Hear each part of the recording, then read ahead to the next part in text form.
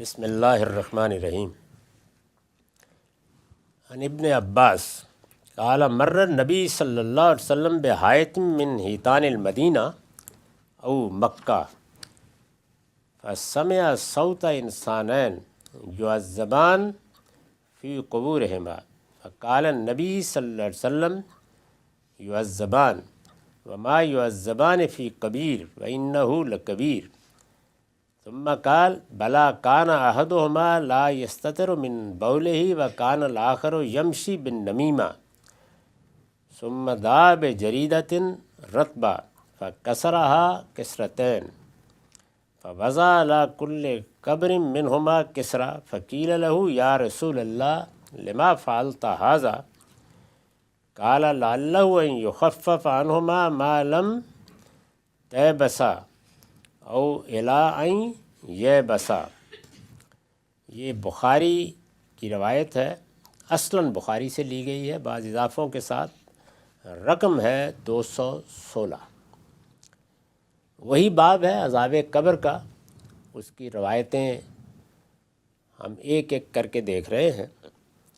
اس کا ترجمہ ہے، ابن عباس رضی اللہ عنہ کا بیان ہے کہ نبی صلی اللہ علیہ وسلم مدینہ یا مکہ کے کسی باغ میں تشریف لے گئے۔ مکہ میں کسی باغ کا کیا سوال ہے؟ اس طرح کی بعض غلطیاں راوی حضرات کرتے ہیں، یا بعد کے زمانے میں لوگوں کو ذہول ہو جاتا ہے تو پھر وہ اس طرح بیان کر دیتے ہیں۔ اس وجہ سے باغ تو مدینہ ہی کا ہونا چاہیے، اور مدینہ ہی میں باغات تھے بھی، اور ہم پیچھے دیکھ بھی چکے ہیں کہ یہ زیادہ تر یہود کے باغات تھے، اور رسول اللہ بھی ادھر جاتے رہتے تھے۔ ابن عباس رضی اللہ عنہ کا بیان ہے کہ نبی صلی اللہ علیہ وسلم مدینہ یا مکے کے کسی باغ میں تشریف لے گئے تو دو آدمیوں کی آواز سنی جس پر ان کی قبروں میں عذاب ہو رہا تھا۔ اس سے پیچھے بھی بہت سے واقعات بیان ہوئے ہیں کہ رسالت مآب صلی اللہ علیہ وسلم نے کوئی آواز سنی یا کوئی مشاہدہ آپ کو کرایا گیا۔ یہ مشاہدات کیوں کرائے جاتے ہیں اس پر میں تفصیل سے گفتگو کر چکا ہوں۔ یہ رسول اللہ ہی تک محدود ہوتے تھے، ساتھ جانے والے اسے نہیں سن پاتے تھے۔ چنانچہ بلال کی اور آپ کی گفتگو اس سے پیچھے نقل ہو چکی ہے کہ خود آپ نے ان سے پوچھا کہ بلال تم نے بھی یہ سنا؟ تو انہوں نے کہا کہ میں نے تو کوئی ایسی بات نہیں سنی۔ نبی صلی اللہ علیہ وسلم نے یہ سنا تو فرمایا کہ ان دونوں پر عذاب ہو رہا ہے، اور بظاہر کسی بڑی بات پر نہیں ہو رہا، لیکن اللہ کے نزدیک وہ بڑی بات ہی ہے۔ پھر آپ نے فرمایا ان میں سے ایک اپنے پیشاب سے نہیں بچتا تھا اور دوسرا چگلی کھاتا تھا۔ پھر آپ نے ایک گیلی ٹہنی منگوائی، اس کے 2 ٹکڑے کیے اور ان دونوں میں سے ہر ایک کی قبر پر ایک ایک ٹکڑا رکھ دیا۔ پھر آپ سے سوال کیا گیا کہ اللہ کے رسول آپ نے ایسا کیوں کیا ہے؟ آپ نے فرمایا ٹہنی کے یہ دونوں ٹکڑے جب تک خشک نہیں ہو جاتے، امید ہے کہ ان دونوں آدمیوں کے عذاب میں بھی تخفیف کر دی جائے گی۔ اس روایت کے قبول کرنے پر بھی بہت سی بحثیں ہیں، اور رد کرنے پر۔ مثال کے طور پر اس میں 2 جرائم کا ذکر ہے، یا 2 گناہوں کا ذکر ہے، ایک چگلی کھانا اور دوسرے پیشاب سے نہ بچنا، یعنی پیشاب کرتے وقت احتیاط نہیں کی، قطرے پڑ گئے طہارت کے پہلو سے۔ چگلی کھانا تو ایک کبیرہ گناہ ہے، جس طرح کہ قرآن سے بھی معلوم ہے، اور اس سے دوسرے کی حق تلفی ہوتی، بلکہ اس کی آبرو پر حملہ ہوتا۔ اس پر اگر کسی کو عذاب ہو رہا ہے یا کسی کو سزا دی جا رہی ہے تو یہ بات سمجھ میں آتی ہے، لیکن یہ کہ پیشاب کے قطرے پڑ گئے اور اس پر قبر میں عذاب ہو رہا ہے، یہ بالکل ناقابل فہم ہے۔ ایک معمولی سا معاملہ ہے، طہارت سے متعلق احتیاط ضرور کرنی چاہیے، اور ہر معاملے میں کرنی چاہیے، اور ہمارے دین میں طہارت کی بڑی اہمیت بھی ہے۔ چنانچہ استاد امام امین حسن اصلاحی نے اس روایت پر بڑی سخت تنقید کی ہے، اس خاص پہلو سے کہ یہ بالکل ناقابل فہم ہے۔ دوسری چیز جو لوگوں میں ایک روایت کا باعث بن گئی ہے، وہ اس روایت میں بھی ہے، اور آگے بھی ایک دوسری روایت میں اس کا ذکر ہے کہ ایک گیلی ٹہنی لے کے قبر پر لگا دی گئی، تو لوگ اب بھی گیلی ٹہنی آپ نے دیکھا ہوگا کہ تدفین کے بعد لگا دیتے ہیں، اور ان کا خیال ہوتا ہے کہ جس طرح حضور نے یہ گیلی ٹہنی لگائی تھی تو اس سے عذاب میں تخفیف ہو جاتی ہے۔ میرے نزدیک یہ دونوں ہی باتیں صحیح نہیں ہیں، یہ سمجھی نہیں گئیں۔ تو اس کو جس طرح سے اس سے پیچھے ہم مختلف روایتوں کو پڑھ کے دیکھتے آ رہے ہیں کہ اس میں کیا قاعدہ ہے جو پیش نظر رکھا جا رہا ہے، اسی ذیل میں اس کو بھی دیکھنا چاہیے۔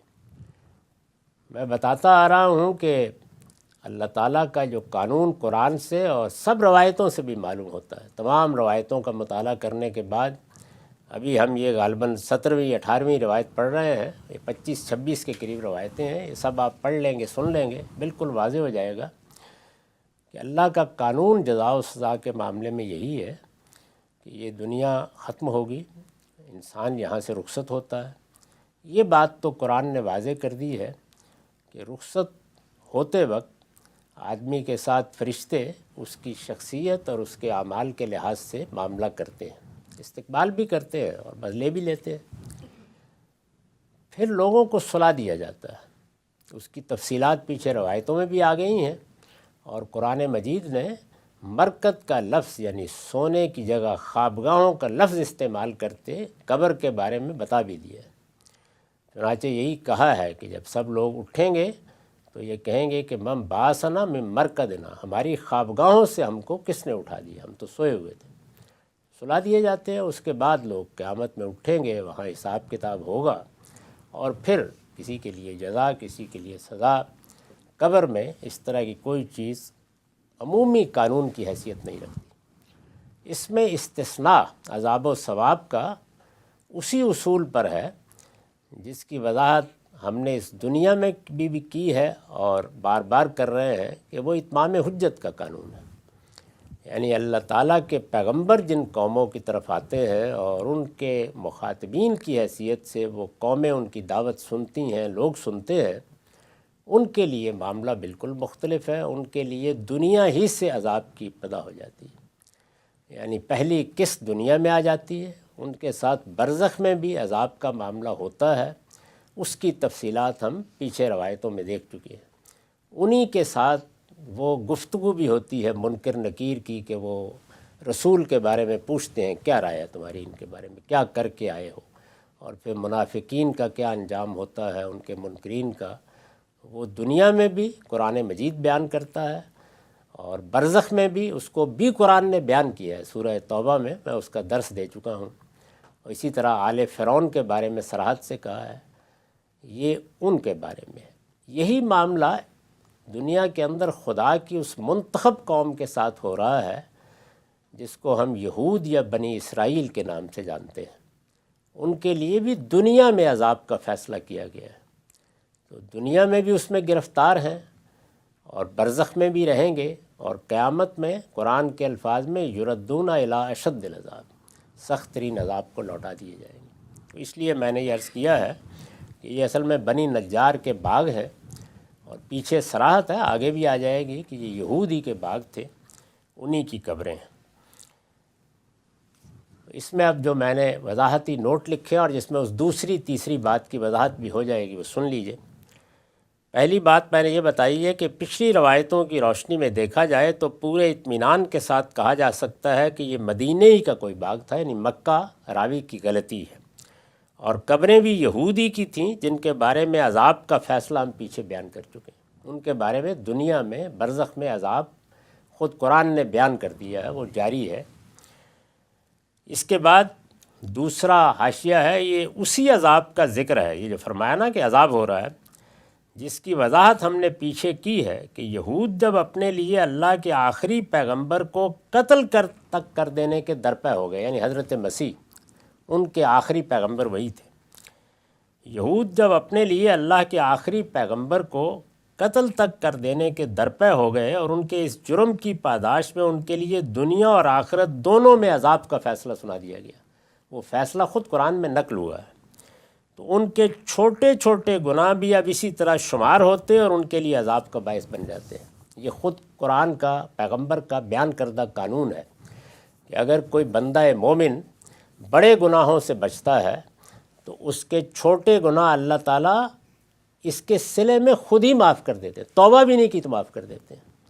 خود قرآن نے کہا ہے یجتنبون کبائر الاسم والفواحش، وہ لوگ کہ جو بڑے بڑے گناہوں اور فواحش سے بچتے ہیں، نکفر عنہم سیئاتہم، ہم ان کی چھوٹی غلطیاں سب معاف کر دیتے ہیں، پیشاب کے قطرے پڑ گئے، یہ ہو گیا وہ ہو گیا، سب معاف ہو جاتے ہیں۔ لیکن رسول اللہ نے بھی بتایا اور عقل بھی یہی کہتی ہے، اور بالکل ٹھیک ہے یہ، کہ اگر بڑے گناہوں کا ارتکاب آدمی کرتا رہا ہے اور اس کے نتیجے میں مستحق عذاب ہو گیا تو چھوٹے گناہوں میں بھی پکڑ لیا جائے۔ اسی کو رسول اللہ نے بیان کیا کہ ایک آدمی اگر کسی عورت کے قریب ہوتا ہے اور پھر اس کے مختلف مراحل بیان کرتے ہوئے یہ کہا اور آخر میں اپنے آپ کو روک لیتا ہے تو اللہ جو کچھ وہ کر چکا معاف کر دیتا ہے، اور اگر آخری مرحلے میں بھی گزر جاتا ہے تو پھر جو کچھ بد نگاہی سے لے کے اب تک کیا تھا سب میں پکڑ لیا جاتا ہے۔ تو اسی اصول پر اس کو بھی سمجھ لینا چاہیے۔ گیلی ٹہنی کے بارے میں اگلی نشست میں بات کریں گے۔ وآخر دعوانا الحمدللہ۔ بسم اللہ الرحمن الرحیم۔ ہم نے بخاری کی ایک روایت پڑھی جس کا رقم 216 ہے۔ اس روایت کے بہت سے پہلوؤں کی وضاحت ہو چکی، ایک آخری حصہ باقی ہے۔ میں ربط کلام کے لیے اس آخری حصے کا صرف ترجمہ دوبارہ پڑھ دیتا ہوں۔ جب یہ واقعہ پیش آیا، یعنی عذاب قبر کا وہ واقعہ جس پر ہم گفتگو کر رہے ہیں، اور یہ عذاب قبر ہی کا باب زیر بحث ہے،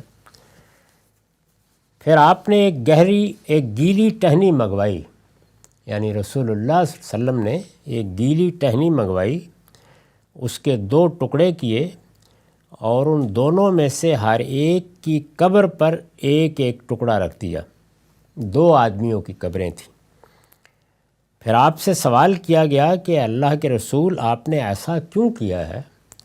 آپ نے فرمایا ٹہنی کے یہ دونوں ٹکڑے جب تک خشک نہیں ہو جاتے امید ہے کہ ان دونوں آدمیوں کے عذاب میں تخفیف کر دی جائے گی۔